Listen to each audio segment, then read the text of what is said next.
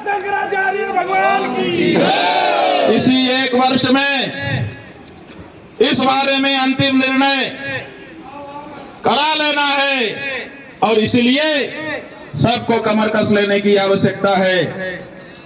आप सबके साथ खड़े होकर के आपका शंकराचार्य, क्योंकि फेसबुकिया जो हिंदू हैं, जब शंकराचार्य जी कोई धर्म सम्मत बात कहते हैं तो ये फेसबुकिया हिंदू उन्हीं के ऊपर प्रश्न उठाने लग जाते हैं, जिन्होंने न तो धर्मशास्त्रों का भी कभी अध्ययन किया, न धर्मशास्त्र के अनुसार अपना जीवन आगे बढ़ाया, न उनकी कोई पहचान है। ये प्रश्न उठाने लगते हैं शंकराचार्यों के ऊपर, धर्माचार्यों के ऊपर। बंधुओं, हम आपको बताना चाहेंगे कि राजनीति हिंदू की हो अच्छी बात है, राजनीतिक रूप से भी हिंदुओं को सबल होना चाहिए, इसमें कोई गड़बड़ बात नहीं है। हमारा राजनीतिक पुनर्जागरण वो भी हमारे लिए आवश्यक है।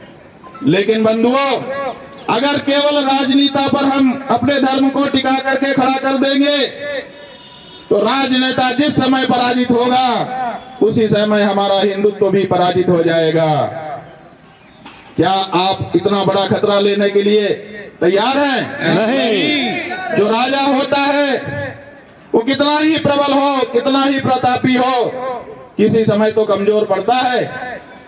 अगर किसी समय आपका राजा कमजोर पड़ गया और किसी विधर्मी ने उसको पराजित कर दिया, जिस दिन आपका राजा पराजित होगा उसी दिन आप भी पराजित हो जाओगे, क्योंकि आपने पूरी तरह से अपने आप को अपने राजा के साथ जोड़ रखा है। अगर राजा के साथ हम हिंदुओं ने अपने आप को पूरी तरह से जोड़ दिया होता तो जिस समय हमारा देश गुलाम हुआ था उसी समय हमारा हिंदुत्व समाप्त हो जाता। लेकिन 1000 साल की गुलामी के बाद भी अगर हम अपनी जगह पे जैसे के तैसे बने रह गए तो इसीलिए बने रह गए क्योंकि हमने अपनी राजनीति से धर्म को सीधे नहीं जोड़ा था, बल्कि अपने जीवन से अपने धर्म को जोड़ा था। और जीवन से जब हमने धर्म को जोड़ लिया, एक राजा पराजित किया जा सकता है, 10 राजा पराजित किए जा सकते हैं, उनके क्षत्रपों को लड़ करके मटिया में किया जा सकता है, लेकिन एक एक व्यक्ति को किसी देश में मारा नहीं जा सकता है। और जब तक एक व्यक्ति भी अगर जीवित रहेगा और उसके जीवन में अगर धर्म है तो वही आगे चल करके फिर से उस धर्म को पनपा देगा, पुष्पित और पल्लवित कर देगा। इसलिए धर्म पूरी तरह से राजा के ऊपर, पूरी तरह से शासक के ऊपर अवलंबित करने की वस्तु नहीं है, धर्म अपने जीवन में उतारने की वस्तु है। इसलिए धर्म की रक्षा करना चाहते हो तो धर्म को अपने जीवन में उतारो और धार्मिक प्रतीकों की रक्षा करो। हिंदुओं का सबसे बड़ा धार्मिक प्रतीक हमारी गौ माता है आचार्य शंकर भगवान की। और इस प्रतीक की अपना सर्वस्व न्यौछावर करके भी हम रक्षा करने के लिए संकल्पित हो रहे हैं और यही हमारी संकल्प यात्रा का मूल है। बंधुओं, आप सब समवेत हुए हैं, लंबी दूरी तक चल करके हमारे साथ भी आए हैं।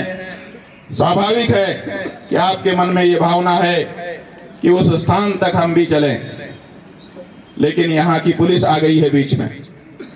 पुलिस कह रही है कि हम धारा 144 लगी हुई है, ऐसे में इतने लोगों को सड़क पर मार्च करने नहीं दे सकते। यहाँ पर भाजपा और आम आदमी पार्टी का भी कुछ झगड़ा चल रहा है, जिसके कारण सड़कों पर भीड़ इकट्ठा न करने देने के लिए उनको निर्देश हैं। उनको ये भरोसा नहीं हो रहा है कि हम उस झगड़े से बहुत दूर हैं, उस झगड़े की हमको जानकारी भी नहीं है ठीक से, उसमें भाग लेने की बात तो दूर है।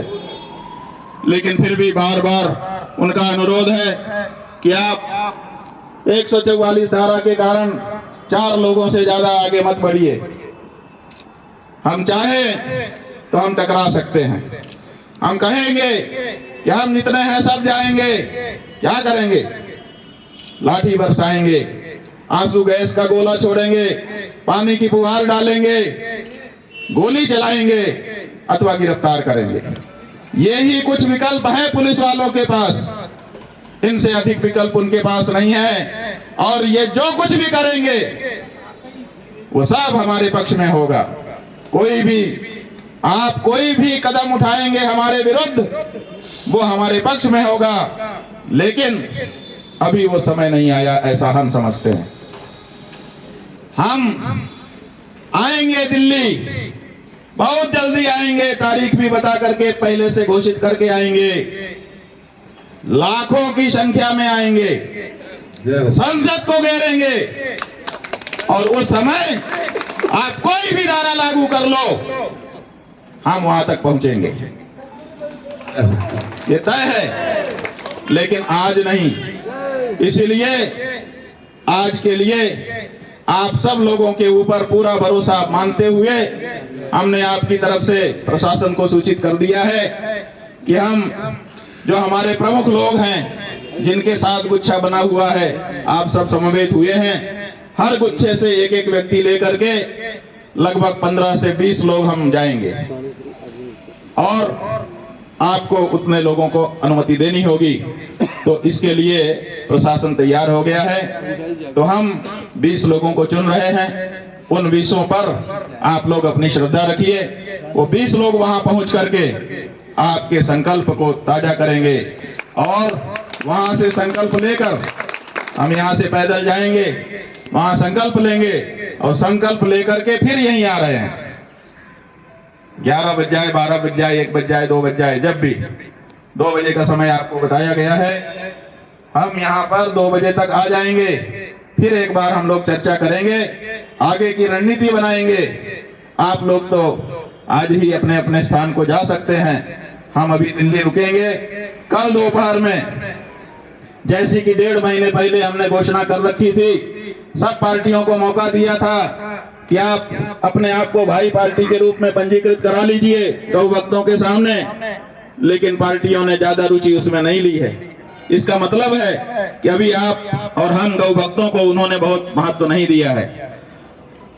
उपेक्षा करके वो ये बताना चाहते हैं कि हमारे लिए तुम्हारा कोई महत्व नहीं है, करते रहो तुम भाई की सूची जारी, करते रहो तुम कसाई की सूची जारी। तो ये भाई और कसाई की सूची जारी करने का जो प्रण हमने पहले लिया था, कल दोपहर में प्रेस वार्ता करके भाई पार्टियों की सूची और कसाई पार्टियों की सूची हम जारी करेंगे। ये जारी होने के बाद आप सबको अपने अपने क्षेत्र में लग जाना है। अब की बार जो मतदान होना है भारत देश में हिंदुओं के द्वारा, वो किसी भी हालत में गाय माता को मिलना चाहिए, गाय के हत्यारों को नहीं मिलना चाहिए। गौ माता की जय, शंकराचार्य भगवान की जय। जब गाय का वोट इनसे छटकेगा, तब इनको पता चलेगा कि गौ भक्तों को भी अपनी एक महत्ता है, और उसको हम उपेक्षा का विषय नहीं बना सकते हैं। तो हमारे हाथ में कुंजी है, उस कुंजी का हम उपयोग करें, और राजनीतिक दलों को गौ माता की प्रतिष्ठा देने के लिए मजबूर कर दें। यही हम लोगों का लक्ष्य है।